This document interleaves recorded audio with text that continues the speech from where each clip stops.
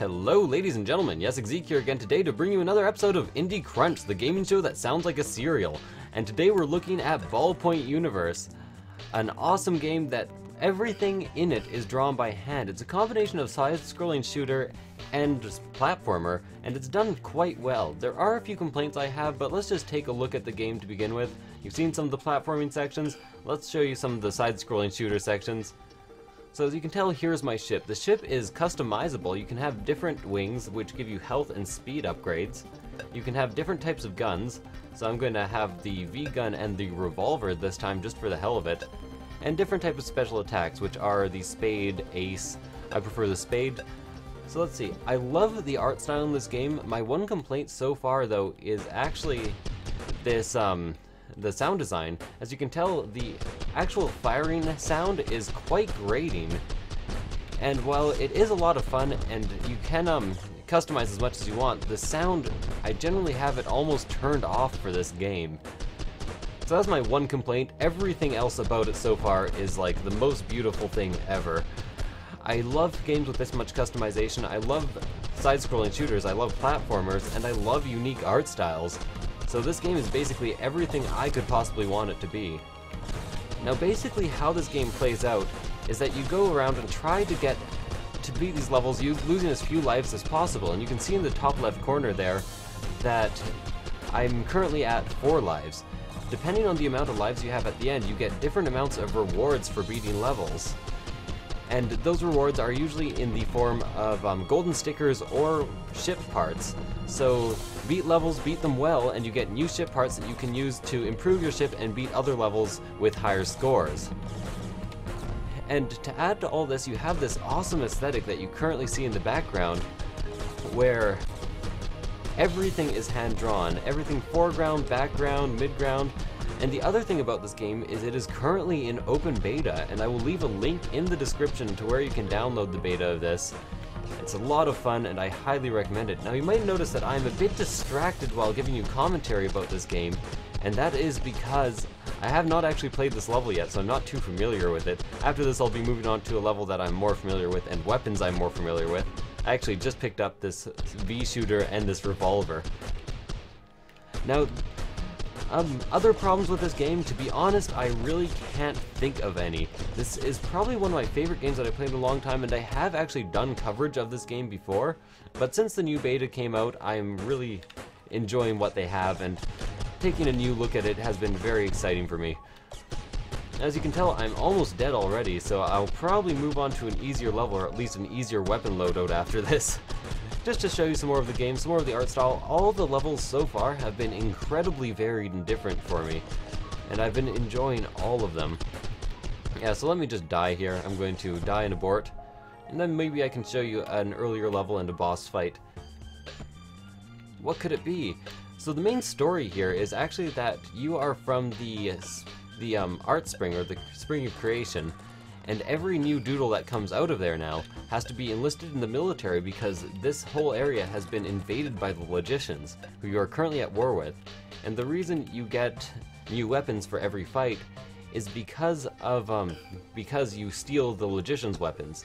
At first, this whole rebellion here was completely unarmed. So let's go with a machine gun this time, and also the revolver, because I quite like the revolver. So I have the spade, I have thorns, I like all that, and here is a new level. So as you can tell, the background, the art is all quite different, and this time we have more of a doodle format, or more of a treetop city, and I really like how varied the environments are, and just the idea of using these sketches that were all clearly done on lined paper is really, really awesome to me, because not only does it reduce the amount of basically rendering you have to do, like the game size itself is much smaller because it's all just hand art. And I quite like that, especially since it actually improves the total aesthetic of the game without resorting to 8-bit, which I don't mind 8-bit, but it's been kind of overused recently, so not a huge fan of 8-bit at the moment, at the mo. Also, it leads to a huge and unique variety of enemies, and they introduce you to a new type of enemy almost every level, or a new type of setting, or really, really strange areas that instead of being a bullet hell or kind of a dodgy shooter like this, you have to dodge the environment instead. So lots of variety, tons of fun to be had. Once again though, one thing I really dislike is the current sound design. If anything, they just need to decrease the volume of shooting in this game. That might be it. You can also get melee weapons in this game, and I don't have any that I particularly like right now, but they are very powerful close range weapons, and they can penetrate through shields. As you can tell, I'm in the second part of the level now, and I'm getting close to all these bombs. So if you destroy them fast enough, they won't blow up into a million pieces, but I've been playing a bit of Jamestown recently, so even if they do blow up, I am not in too rough of a spot here. I also like how you kind of have to work on where to put your weapons. Like, do you prefer your high damage at the bottom or the constant fire at the bottom? And you kind of have to aim your ship a bit lower. And I'm not sure why I like that. To be honest, I probably could not tell you even if I tried, but it's just an interesting little feature to me. I like how the bullets don't come straight out your front. A lot of the melee weapons, on the other hand, do attack straight out of the front, so that's the thing. Now, one thing I've forgotten to show you is the overload. You might notice in the top left corner there's overload times 0. And if I get that up by killing people and not getting hit, I can use a special move which tends to clear out the screen. Now, you are experiencing a glitch with me right now that I have experienced a few times where the boss actually refuses to show up. But like I said, this is in beta, you can't actually blame them for this type of thing happening. So let's go to a different level instead. Show you what is what. What level are you? Okay, you are not a level. So let's do some backtracking here. Get my mouse off the screen. My mouse was not on the screen, actually. And you are going to the capital city, so I like this level. As you can tell, I've already gotten all 5 stars on it. But at least for this one, I know the boss will probably show up. So in this level, you'll really see what I mean, that there's a huge difference in environment for every single level. So I'll have the spade, I'll keep the exact same, you know, I'll show you something different instead. Let's go with the chain spear here, and the machine gun. So if you vary up the weapons, if you use a melee weapon, it does change your strategy, because usually I'm just holding down the fire button in the hopes that I will kill something. But with the chain spear, you really have to aim it.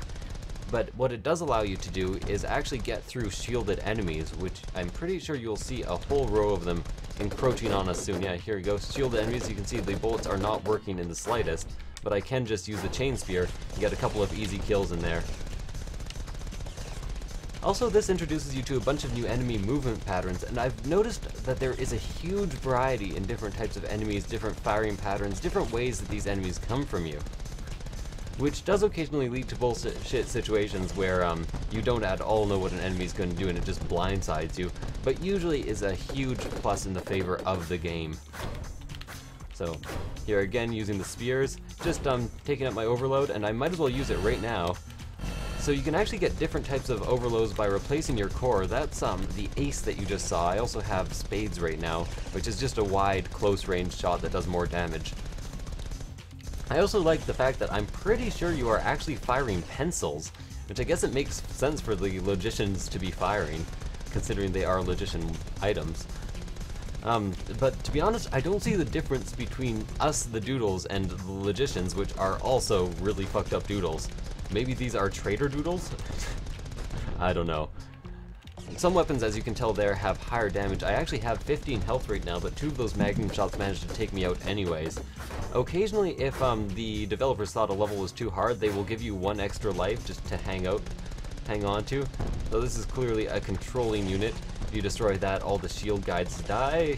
Okay, I had a bit of a hard time there. But if you can't tell, I really enjoy this game. I recommend looking it up. They have a Greenlight campaign going right now, and I will definitely link you to the Greenlight campaign in the description. Go ahead and give it a check if you want to see this type of thing on Steam more often. I almost got killed there.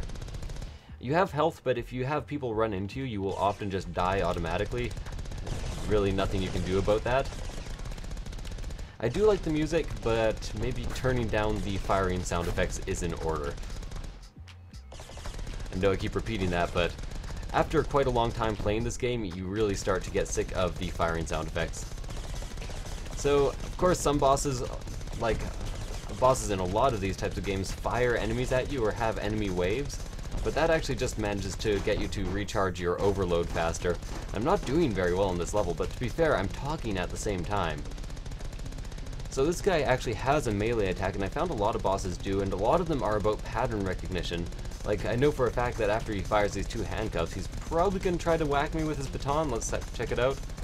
Or he'll just sit there, no, one more time with the magnum, and then the baton. So if I was too close right now, like trying to use my melee weapon, I would be probably pretty damn fucked. Let's get some heavy damage in there with the spear. The other thing is, I wish there was a separate sound effect for the spear hitting, just so you could distinguish if you were hitting or not with it. Anyways, this is it. This is basically all there is currently to, well, there's tons more to this game, but this is all I'm going to show you at present. So thank you guys for watching. I hope you decide to support the Kickstarter campaign. Again, that is below in the description, and I will see you guys next time. Bye!